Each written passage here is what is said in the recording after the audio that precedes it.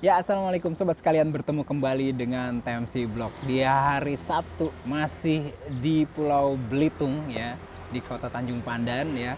Saya mencoba untuk menambahkan beberapa informasi yang datang dari race weekend MotoGP Jerman 2026 ya. Selain kita ketahui sebelum di konten sebelumnya kita udah mengabarkan dan juga kita sudah mendiskusikan bagaimana perjalanan Vega Pratama di kelas Moto3. Kita juga kayaknya juga tetap perlu membahas pembalap-pembalap Indonesia lainnya yang membalap di Grand Prix Jerman di sirkuit Sachsenring tahun 2026 ini ya. Yang pertama pasti ini yang juga cukup menarik adalah comebacknya dari Mario Suryo Aji, pembalap Indonesia yang membalap di kelas Moto2. Ini juga luar biasa menarik ya. Jadi secara umum Mario Suryo Aji itu sempat absen di beberapa race weekend MotoGP 2026 sebelum Sachsenring Jerman itu dikarenakan dia memiliki cedera yang bisa dibilang hampir mirip dengan cederanya yang dialami oleh Alex Marquez ya ketika crash di balapan di Catalunya di daerah spline belakang tulang di daerah leher gitu ya, dan alhamdulillahnya recovery dan juga berhasil lolos atau lulus dari pemeriksaan medis menjelang race weekend di Sachsenring Jerman ini. Ini juga cukup menarik teman-teman sekalian. Yang membuat jadi cukup menarik adalah ya ketika di seri pertama dia bisa kembali untuk balapan ya, Mario Suryo Aji di sesi sesi praktis yang menentukan 14 pembalap pertama yang bisa langsung masuk ke sesi kualifikasi kedua ya di hari Sabtu ini. Itu Mario Suryo Aji berhasil bisa berada di posisi 13 ya, artinya dia berada di zona 14 besar dari sesi praktis, dan ini menyebabkan dia langsung memiliki tiket untuk ikut di kualifikasi kedua tanpa harus mengikuti kualifikasi pertama.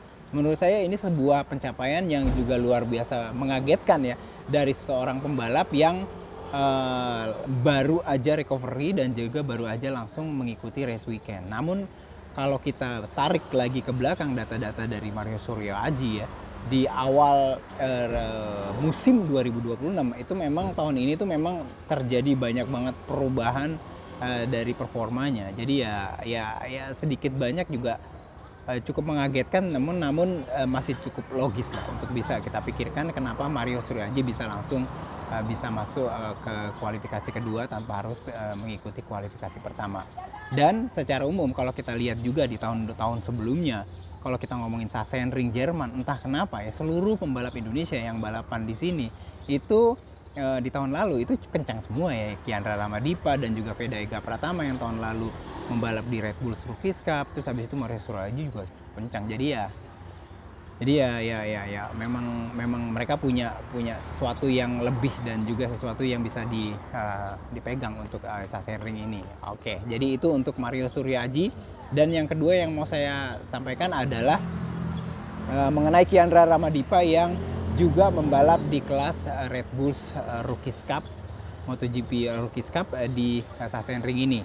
Menarik ya, karena kalau kita tarik ke belakang, Kiandra Ramadipa itu mendapatkan hasil yang cukup positif di tahun 2025 ketika balapan pertama kali dia sebagai debut sebagai rookie di ajang Rookies Cup tahun 2025 ya, di mana dia di Sachsenring itu di race 1 berhasil finish posisi podium 2 dan juga di race 2 dia berhasil finish posisi podium 4. Red Bull Rookies Cup ini adalah balapan yang bisa dibilang nggak mudah ya untuk seorang rookie atau pembalap awal gitu ya.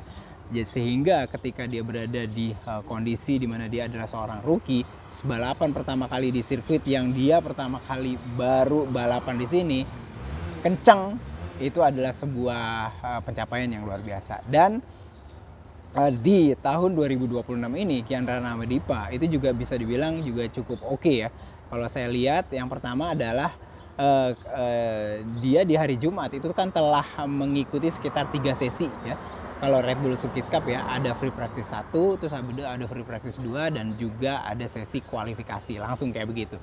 sesinya. Dan di sesi bahkan di sesi free practice 1, Kiandra Ramadipa itu di sesi pagi itu berhasil menjadi yang tercepat teman-teman sekalian. Luar biasa. Setelah itu di sesi free practice 2 dia menjadi di posisi kelima yang tercepat dari timesheet dari sesi free practice 2. Dan yang juga cukup menarik adalah tentunya sesi qualification practice atau latihan kualifikasi. Kalau di sini skema atau formatnya nggak sama dengan sesi yang Grand Prix, di mana ada kayak sesi practice yang mengharuskan top 14 atau top 10 untuk bisa langsung masuk ke Q2. Kalau di sini masih mirip-mirip kayak yang sesi-sesi balapan motorsport sepeda motor yang lama. Jadi ada QP biasa atau qualification practice biasa atau kualifikasi biasa ya QTT.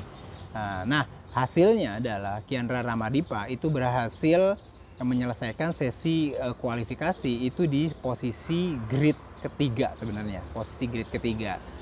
Di bawah yang berada di kedua itu sebenarnya teammate dia di JTT, di Junior Talent Team ketika dia balapan di Moto Junior, yaitu Kiatisak Singhapong dari Thailand. Nah, namun teman-teman sekalian ya, nanti kita juga akan bahas ya. Namun di sesi kualifikasi itu Kiatisak Singhapong menjadi salah satu pembalap dari beberapa pembalap yang dinyatakan melakukan kesalahan, yaitu berupa slow online.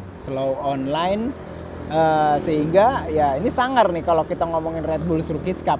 Kalau misalkan di Moto3 itu turun 12 posisi, terus mungkin turun berapa posisi ya, lupa saya. Terus seperti itu ada yang turun berapa posisi. Tapi kalau di Red Bull Rookies Cup itu first offense-nya atau kesalahan pertama ketika dia melakukan kesalahan berupa slow online itu hadiah penaltinya luar biasa sangar, yaitu dia harus start dari belakang grid, back of the grid, start from the back of the grid, kayak gitu.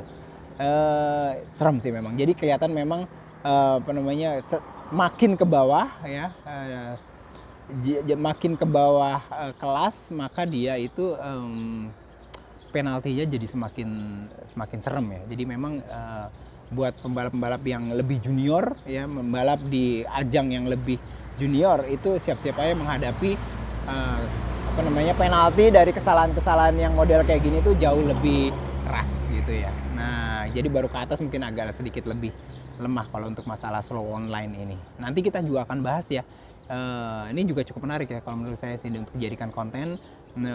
Penalti-penalti yang cukup menarik mengenai slow online. Terus kriterianya kayak apa aja? Kayak misalkan di Red Bull Rookies Cup itu kan 110% ya, dia melakukan 110% dari jumlah lap di sektor tersebut, yang 110% dikali lap time tercepat yang dia lakukan di sektor tersebut. Itu ngeri sih gitu ya. Dan penaltinya back of the grid, sehingga Kiatisak Singhapong harus turun, dan Kiandra yang tadinya memperoleh posisi 3 dia akan start race ya, kemungkinan hanya race 1 doang, dia akan start dari posisi grid 2. Namun masih tetap balapan startnya dari row terdepan. Itu aja. Mudah-mudahan kita akan bisa lihat 3 pembalap Indonesia ini akan menghasilkan balapan yang bagus. Ada sesi kualifikasi untuk Veda Ega Pratama di hari Sabtu ini, dan juga kualifikasi untuk Mario Suryaji, dan juga race 1 untuk Kiandra Ramadipa di hari Sabtu ini. Pantengin terus, kita juga akan bahas performa dari ketiganya. Berjumpa kembali di konten selanjutnya. Assalamualaikum warahmatullahi wabarakatuh.